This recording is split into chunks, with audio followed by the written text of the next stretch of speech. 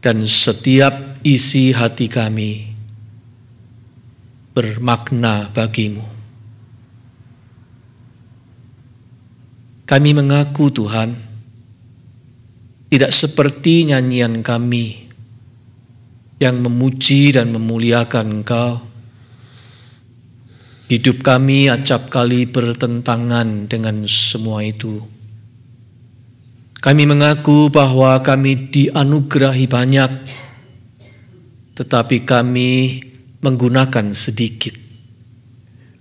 Kami diberi waktu, tetapi kami banyak membuang waktu kami dengan sia-sia. Kami diberi kesehatan, tapi kami kerap kali mengabaikan untuk merawat kesehatan kami sendiri. Kami diberi talenta, tetapi kami mengabaikan untuk mengembangkannya. Bahkan talenta kami pendam dalam tanah diam-diam. Engkau memberi kepada kami begitu banyak kesempatan, tapi kami seringkali tidak menggunakannya dengan baik. Tuhan, ampuni kami kalau kami belum hidup sebagaimana Tuhan menghendaki kami hidup. Berikan kepada kami kesempatan baru, second chance, untuk memperbaikinya. Oleh karena kami tahu di dalam Kristus, Engkau memberi kami ampunan, dan Engkau memberi kami kesempatan untuk menjalani hidup yang lebih baik. Hari ini lebih baik daripada kemarin, dan esok lebih baik daripada hari ini. Di dalam pengharapan dan keyakinan ini, kami datang mengaku dan berdoa dalam nama Tuhan kami Yesus Kristus. Amin.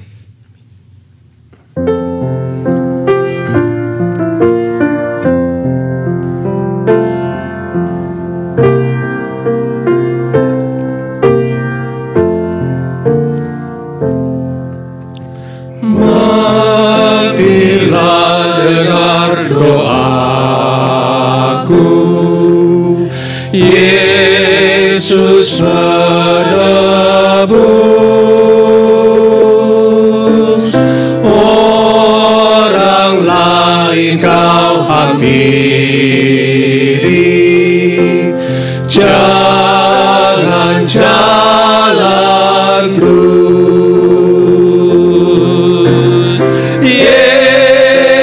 Yesus Tuhan, dengar doaku. Orang lain kau hampiri, jangan jalan terus.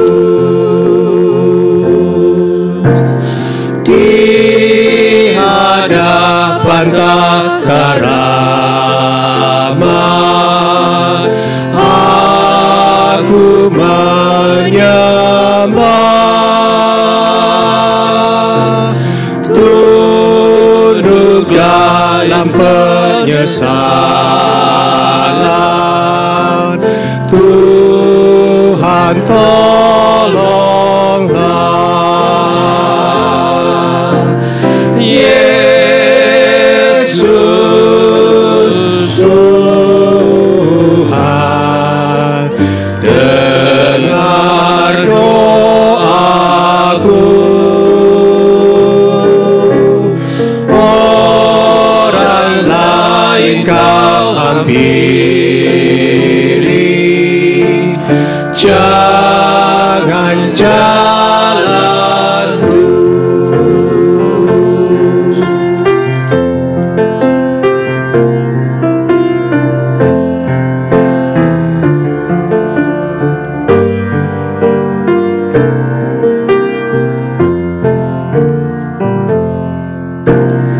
Ini saja andalanku, jasa kurbanmu.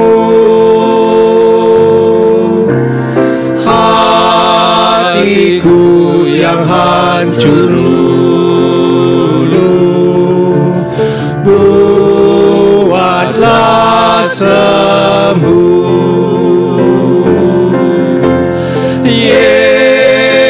Yesus Tuhan,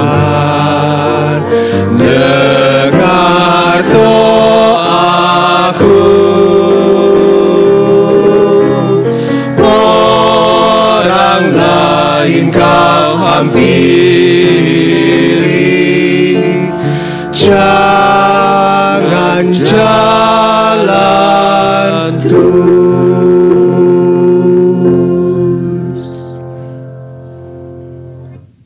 Jemaat, mari kita bangkit berdiri.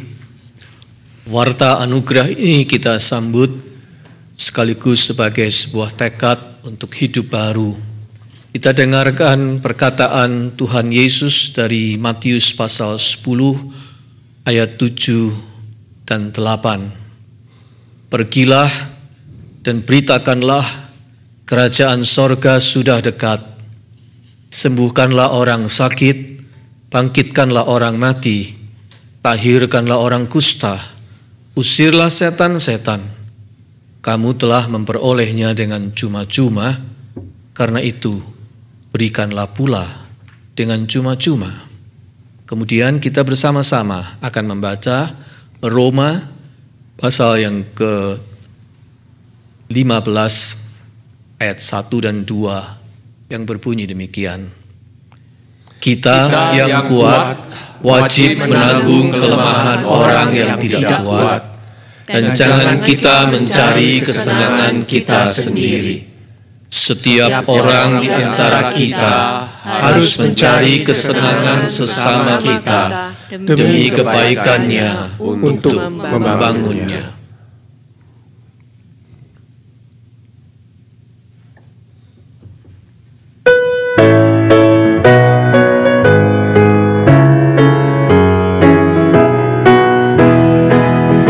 Kita harus membawa berita pada dunia dalam gelap tentang kebenaran dan kasih dan damai yang menetap, dan damai yang menetap. Karena gelap jadi remang pagi, dan remang jadi siang terang. Kuasa Kristus yang nyatalah, ramani dan cemerlang. Kita harus menyampaikan kita, melembutkan hati keras, supaya senjata iblis remuk dan segera lepas, remuk dan segera lepas. Karena gelap jadi remang pagi, dan remang jadi siang terang. Kuasa Kristus kan nyatalah, ramani dan cemerlang.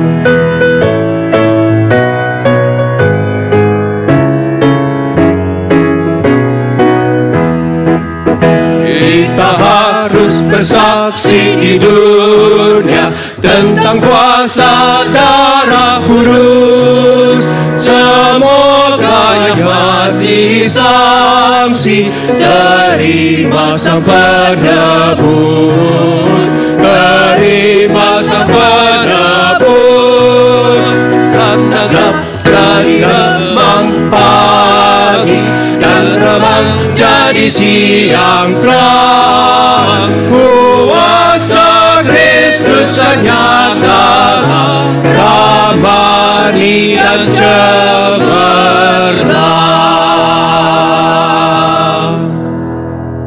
Jemaat, silakan duduk kembali.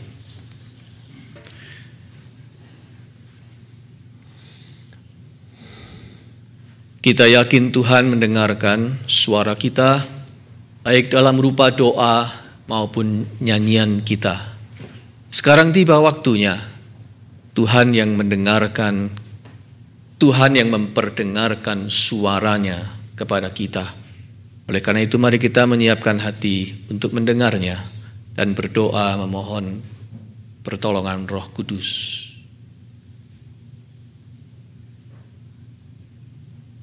Ya Allah Roh Kudus, Kau yang mendiami hati kami, menjadikan tubuh kami bait-Mu. Firman-Mu berkata, jagalah hati dengan segala kewaspadaan, karena dari situ terpancar kehidupan. Salah satu cara kami menjaga hati kami adalah dengan membiarkan firman-Mu Tuhan ditabur di situ. Oleh karena itu jadikanlah hati kami tanah yang subur untuk benih-benih firman yang ditabur, supaya pada waktunya firman itu bertumbuh dan berbuah, agar nama-Mu Tuhan dimuliakan dan hidup kami dilimpahi dengan syukur. Kami berdoa di dalam nama Kristus, firman Allah yang sejati. Amin.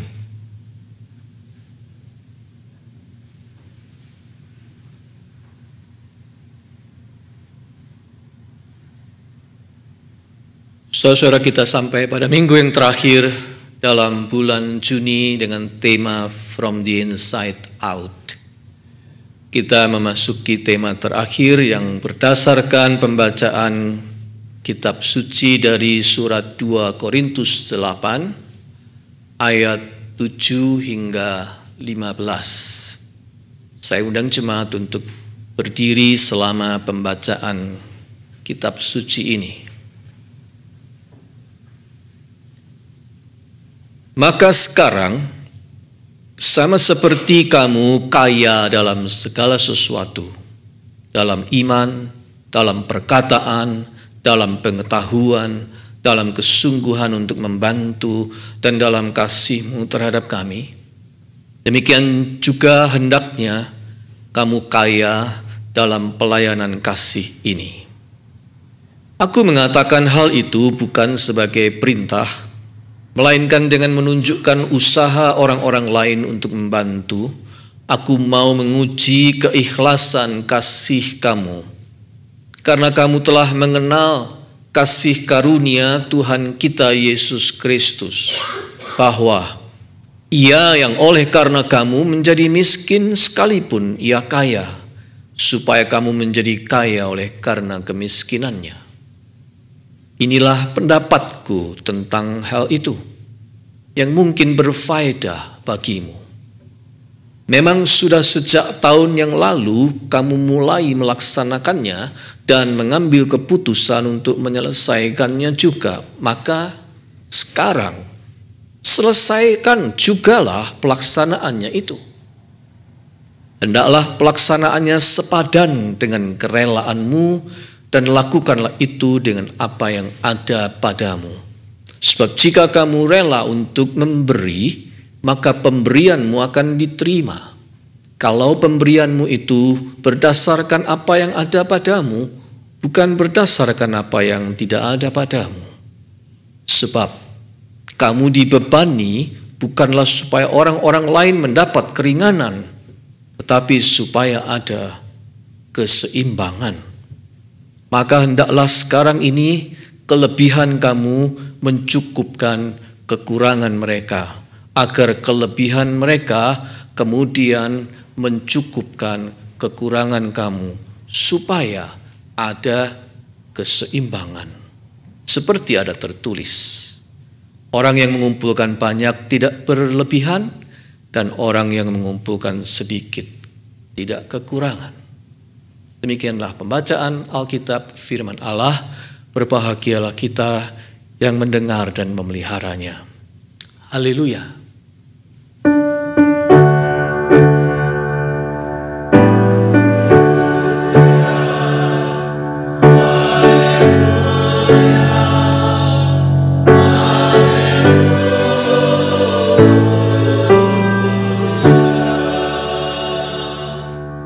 Jemaat silakan duduk kembali.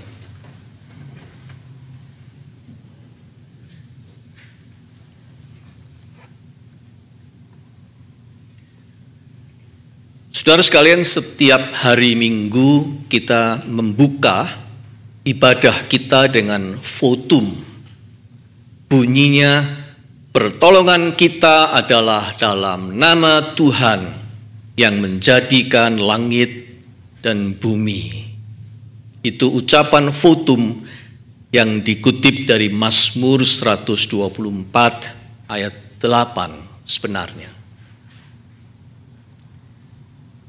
Votum itu artinya kita semua mempercayakan hidup kita kepada Allah. God, the maker of heaven and earth.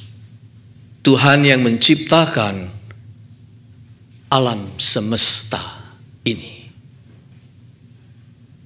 Dan saudara-saudara, Tuhan yang menciptakan alam semesta ini menciptakannya lengkap dengan hukum-hukum yang berlaku di dalamnya. Hukum-hukum semesta. Principles of the universe. Salah satu dari hukum semesta yang kita maksud adalah sudah kita bicarakan minggu lalu. Yaitu ada koneksi antara apa yang ada di dalam kita dengan apa yang ada di kehidupan di luar kita. Ada koneksi antara heart dengan life. Apabila hati kita, heart ini sempit sesak, maka sempit sesak pula our lives, kehidupan kita. Sebaliknya, jika hati kita ini terbuka lebar, lapang, maka kehidupan kita akan beragam dan banyak kesempatan lebar akan mendatangi kita. Itu hukum semesta. Dan kita sudah renungkan minggu lalu. Hari ini kita akan melihat satu lagi hukum semesta yang berlaku di kehidupan alam semesta ciptaan Tuhan ini. Hukum itu adalah tentang abundance and equal balance. Abundance and equal balance. Tema kita hari ini. Dalam bacaan kitab suci hari ini, saudara-saudara, Rasul Paulus sedang menerangkan tentang hukum ini. Balance and equal, abundance and equal balance. Paulus meyakini bahwa kita ini kaya. Kita harus start dari situ. Kita ini kaya. Ada 4 kali kata kaya dan 3 kali kata lebih atau kelebihan dipakai di sini. Bahkan Paulus mengatakan kita ini kaya dalam segala sesuatu. Ayat 7. Kaya yang dimaksud di sini adalah ada atau tersedia pada kita secara berkelimpahan. Itulah artinya abundance. Tersedia secara berlimpah, kaya, abundance. Saudara-saudara, tubuh Anda, tubuh saya, ini abundance. Jutaan sel yang silih berganti terus diperbarui menopang kita hidup. Berlimpah oksigen, mengalir dalam darah kita. Kita punya banyak syaraf dalam diri kita, dan sistem syaraf itu bekerja dengan begitu rumit tetapi sempurna. Banyak jaringan dan organ tubuh dengan masing-masing fungsi yang unik sekali. Bahkan organ utama seperti jantung dan otak itu tidak pernah berhenti bekerja. Bahkan waktu kita tidur pun mereka tetap bekerja, jantung dan otak kita. Powernya dahsyat, melimpah, abundance. Terpikirkankah oleh kita, saudara, betapa dahsyatnya jika kita ini bisa berbicara. Berapa banyak kata, vocabulary yang tersimpan dalam memori kita sehingga kita ini bisa membaca, kita bisa bicara, kita bisa terlibat dalam pembicaraan. Begitu banyak memori kita mengisi begitu banyak data dan kata. Belum lagi kalau orang menguasai lebih dari satu bahasa. Kemampuan manusia untuk berbahasa itu amazing.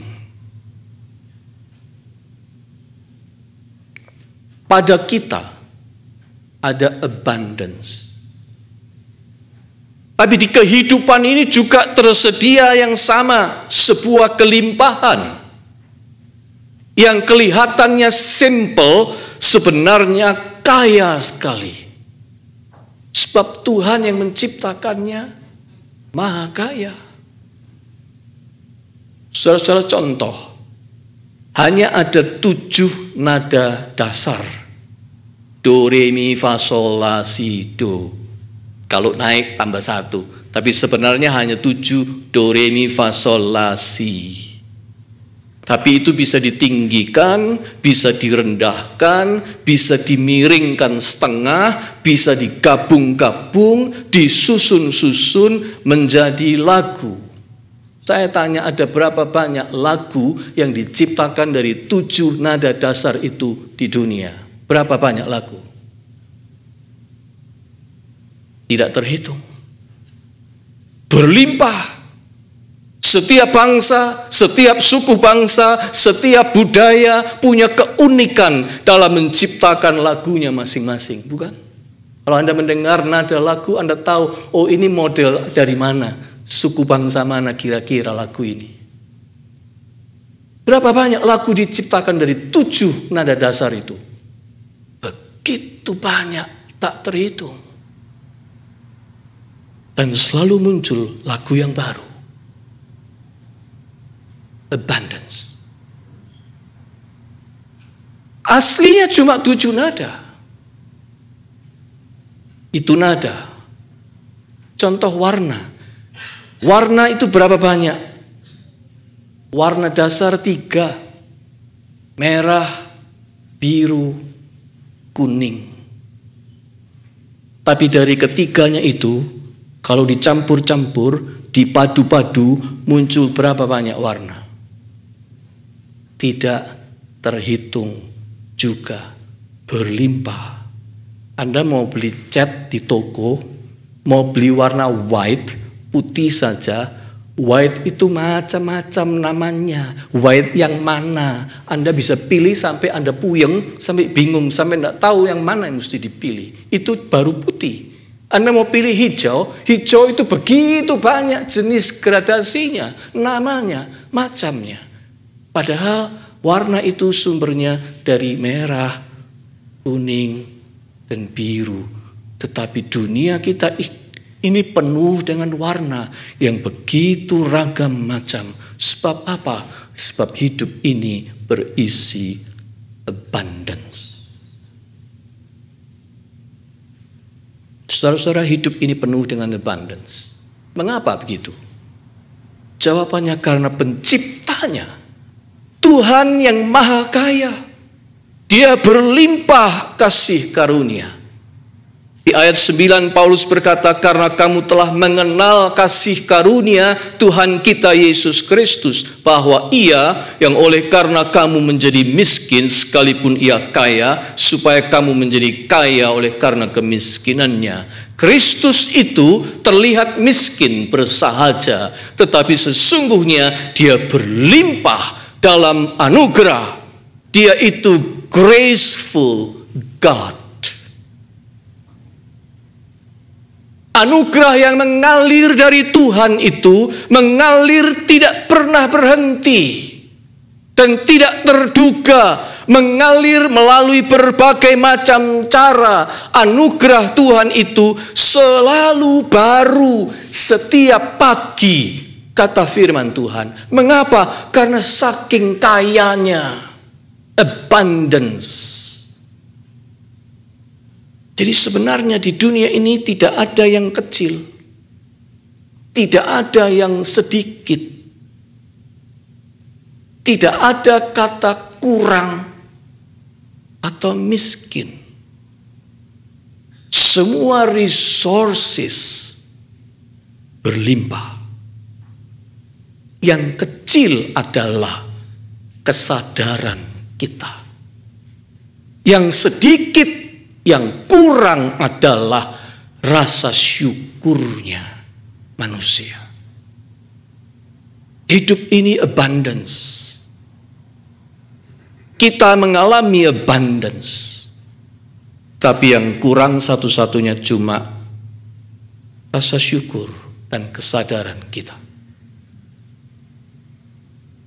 Jika Tuhan itu graceful, manusia seharusnya grateful.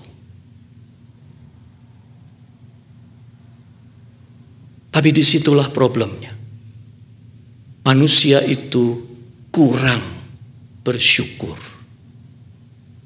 Tidak sadar bahwa setiap waktu, setiap hari dirinya menerima curahan abundance.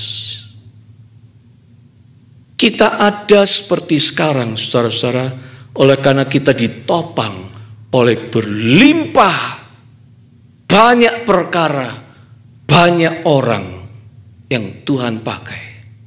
Kita bertahan dan bisa bertumbuh sampai hari ini karena didukung banyak privilege. Kita diasuh dan dididik oleh begitu banyak tangan dan mulut. Kita dilancarkan oleh begitu banyak kesempatan.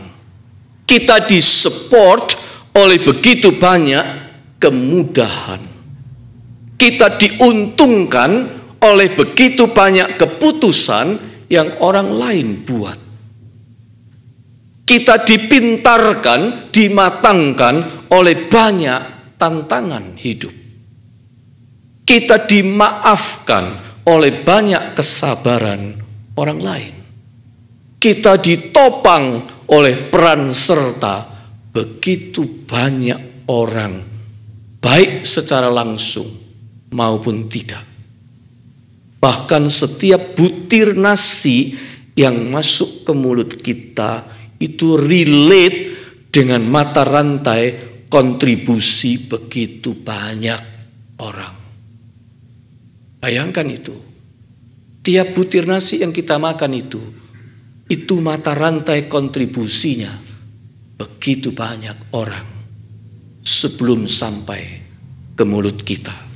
Jadi sebenarnya hidup Anda dan saya dilingkupi abundance.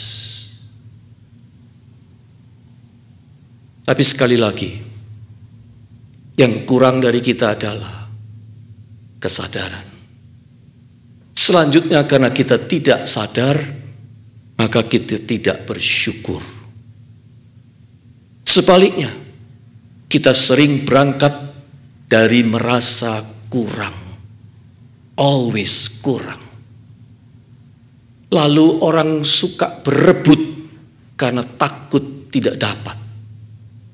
Lalu muncullah manusia-manusia serakah yang sudah dapat mau ambil terus lebih banyak. Itulah isinya dunia ini. Orang-orang yang tidak sadar tentang abundance. Karena orang-orang yang tidak pernah mau bersyukur tentang abundance. Sebaliknya menjadi amat serakah.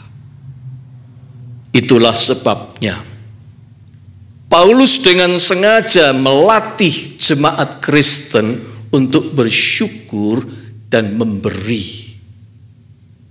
Ya, bersyukur dan memberi itu harus dilatih. Harus dilakukan dengan disiplin. Harus dibudayakan. Kalau tidak, kita tidak akan pernah melakukannya.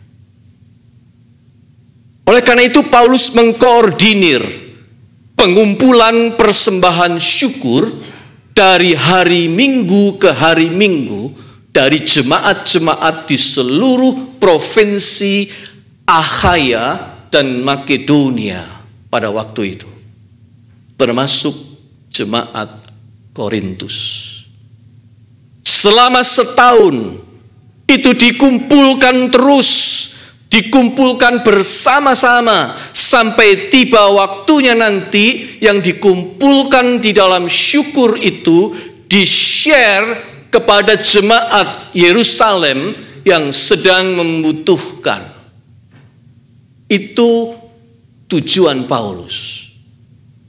Dan benar, setelah selang waktu 1 tahun lewat, Paulus menagih janji itu. Janji untuk pengumpulan persembahan itu harus dituntaskan. Segera dikirim. Dan itulah bunyi surat Korintus yang tadi kita baca. Tulis Paulus begini, memang sudah sejak tahun yang lalu kamu mulai melaksanakannya dan mengambil keputusan untuk menyelesaikannya juga. Maka sekarang selesaikan jugalah pelaksanaannya itu. Ayat 10 dan 11. It's time to share. Mengapa? Paulus menegaskan sebuah prinsip semesta. Kita baca dia berkata begini, sebab kamu dibebani bukanlah supaya orang-orang lain mendapat keringanan, tetapi supaya ada keseimbangan. Maka hendaklah sekarang ini kelebihan kamu mencukupkan kekurangan mereka, agar kelebihan mereka kemudian mencukupkan kekurangan kamu, supaya ada keseimbangan. Diulang 2 kali, supaya ada keseimbangan, supaya even, supaya equal, supaya ada balancing. Saudara-saudara, Paulus hendak mengatakan begini, kalau kamu berbagi dari kelebihanmu, itu bukan supaya orang lain diringankan bebannya. Meskipun itu betul, setiap kali kita membantu orang, itu pasti bebannya diringankan. Tetapi ada tujuan yang lebih besar daripada itu, maksud Paulus. Yaitu supaya apa? Supaya tidak terjadi kepincangan. Sebaliknya, supaya terjadi keseimbangan atau harmoni di alam semesta ini. Sebab itu hukumnya. Itu prinsip atau hukum semesta ciptaan Tuhan ini. Harmoni, keseimbangan semesta. Kalau di sini kelimpahan, ada abundance, maka jangan menumpuk di sini. Itu harus di-share abundance itu, harus dibagikan, harus dialirkan, harus disalurkan ke tempat yang lain yang layak mendapatkannya. Sebab kalau tidak dialirkan, maka keseimbangan semesta akan terganggu dan itu mengundang bencana. Darah dalam tubuh harus mengalir secara seimbang. Saudara-saudara, harmonis. Kalau darah itu terhambat, terbuntu, melimpah di salah satu spot tertentu di dalam tubuh kita, kita tidak sehat lagi. Dan itu berpotensi untuk apa? Stroke orangnya. Karena dia bertumpuk di satu spot dan tidak mengalir. Air itu diperlukan dalam hidup kita. Tapi kalau sungai-sungai di sebuah kota mampet, kemudian datang hujan deras, lalu air bertumpuk, tidak mengalir, maka yang datang adalah banjir bandang. Bencana. Kelimpahan tidak bisa bertumpuk. Kelimpahan harus diikuti oleh aliran ke tempat lain untuk mendatangkan keseimbangan. Itu hukum semesta. Saudara sekalian, itu sebabnya Paulus mengatakan, kalau kamu melakukan sesuatu, bukan karena kamu hebat, kamu orang yang kaya, yang lebih hebat, lebih kuat, lalu kamu menolong orang yang lemah, yang kalau udah ada kamu dia mati. Bukan itu. Tapi kalau kamu melakukan sesuatu, kamu menolong orang, kamu sedang menerapkan hukum keseimbangan semesta. Dan itu harus equal. Karena kamu memberi, kamu punya kelebihan. Dia punya kekurangan. Tapi dia juga punya kelebihan yang mencukupkan kekurangan kamu. Saya punya pengalaman sederhana begini. Suatu hari saya belanja di sebuah market. Lalu saya keluar dari market itu, saya mendengar suara suling. Suling yang indah sekali. Orangnya memainkan lagunya, ya mirip lagu-lagu rada Chinese begitu, tapi indah sekali. Dan itu memaksa saya untuk menoleh ke arah orang yang meniup suling. Ada seorang laki bersila, lalu dia memainkan suling. Saya merogoh dompet saya, lihat beberapa dolar ada, oke kebetulan ada. Saya mampir, saya letakkan beberapa dolar itu di kotak di depannya. Lalu dia berkata, terima kasih. Lalu dia mengeluarkan sesuatu, dia berhenti main. Dia mengeluarkan sesuatu kotak panjang begitu, tipis, diberikan kepada saya. Saya tanya, apa itu? Ternyata itu pensil alis, saudara-saudara. Satu batang pensil alis, ada kotaknya. Saya tidak butuh pensil alis. Tetapi saya memutuskan untuk mengambilnya. Dan kemudian saya berkata, terima kasih. Kemudian saya pergi. Tapi sebelum saya pergi, saya melihat wajah yang cerah. Dia merasa punya harga diri. Dia tidak hanya diberi, tapi dia memberi. Dia menerima pemberian saya menerima pemberiannya. Equal. Lalu kami pergi. Saya punya kesan yang baik tentang orang itu. Dan orang itu punya kesan yang baik tentang kejadian simple itu. Dan saya pulang, saya merenung. Saya menganggap itulah yang namanya equal. Kita tidak membuat orang lain tidak punya harga diri karena dia menerima. Tapi kita memberi sambil kita pun memberi dia sebuah harga diri. Kamu juga bisa memberi saya. Saya punya sesuatu untuk kamu, tapi kamu juga punya sesuatu untuk saya. Karena apa?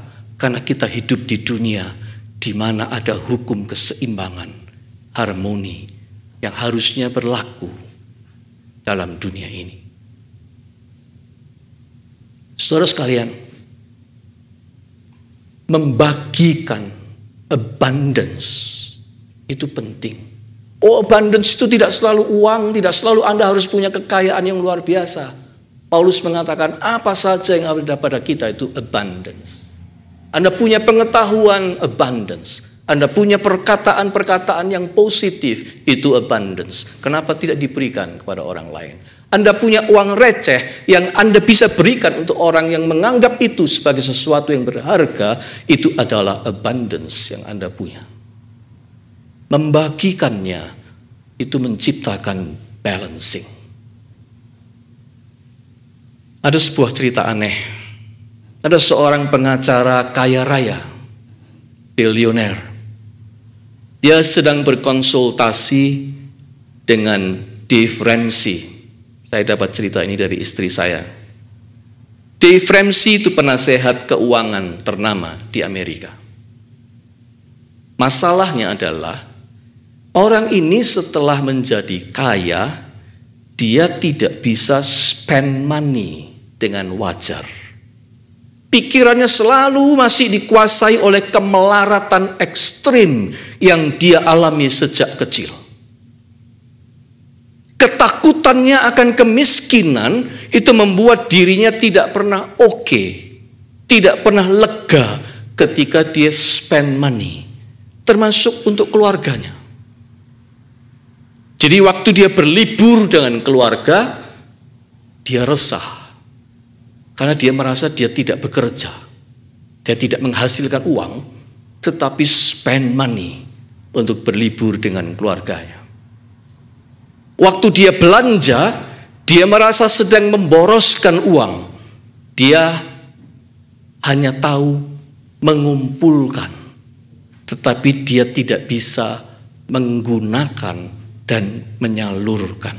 Sedemikian rupa ekstrimnya, sampai itu mengancam keutuhan rumah tangganya. Istrinya tidak happy, anak-anaknya tidak happy. Mereka punya, mereka kaya, tapi keluar uang yang wajar saja, dia sudah merasa bersalah setengah mati. Mereka diambang perceraian karena itu. Oke, selesai ceritanya. Jangan tanya kelanjutannya pada saya. Saya bukan Dave Ramsey. Saya hanya ingin mengatakan, cerita ini membuktikan bahwa abundance itu bisa menjadi problem jikalau tidak disertai dengan penyalurannya yang menjadi equal balancing. Abundance tidak cukup, kekayaan tidak cukup, kelimpahan tidak cukup kalau itu tidak diiringi dengan equal balance. Untuk disalurkan dengan wajar, dibagikan, dialirkan, sehingga menciptakan keseimbangan semesta. Kalau abundance itu menumpuk terus di situ, dan tidak tahu bagaimana dialirkan, dia menjadi penyakit, dia menjadi problem. Paulus mengajak kita untuk berpikir interrelasional, saudara-saudara. Artinya, kalau kita ini berbagi berkat, kita ini berbuat kebaikan, kalau kita ini menolong orang, kalau kita ini bermurah hati, itu sebenarnya kita sedang memenuhi hukum keseimbangan semesta. Akibatnya, semesta hidup ini menjadi harmonis. Dan kalau semesta harmonis, semua terkena imbas berkatnya, termasuk diri kita sendiri. Itu sebabnya kitab Amsal berkata, siapa murah hati, dia berbuat baik kepada dirinya sendiri. Siapa murah hati, dia sedang berbuat baik kepada dirinya sendiri. Jadi, kalau Anda menolong orang, itu sebetulnya Anda menolong siapa? Menolong diri sendiri juga, cuma jalannya ditur, muter dulu. Anda menolong diri sendiri melalui cara Anda menolong orang lain. Anda menciptakan keseimbangan semesta sehingga semuanya menjadi baik, dan kalau semua baik, Anda juga akan kecipratan kebaikan itu. Itu prinsip hidup. Kelihatannya sederhana, tapi Paulus mengajarkan ini dengan amat serius. Abundance itu bukan cuma soal uang, saudara-saudara. Segalanya. Apabila kita sadar, kita akan start dalam hidup ini bukan dengan merasa kurang, melainkan kita start dengan abundance. Karena kita memang dipenuhi abundance. Anda sehat jasmani, itu abundance.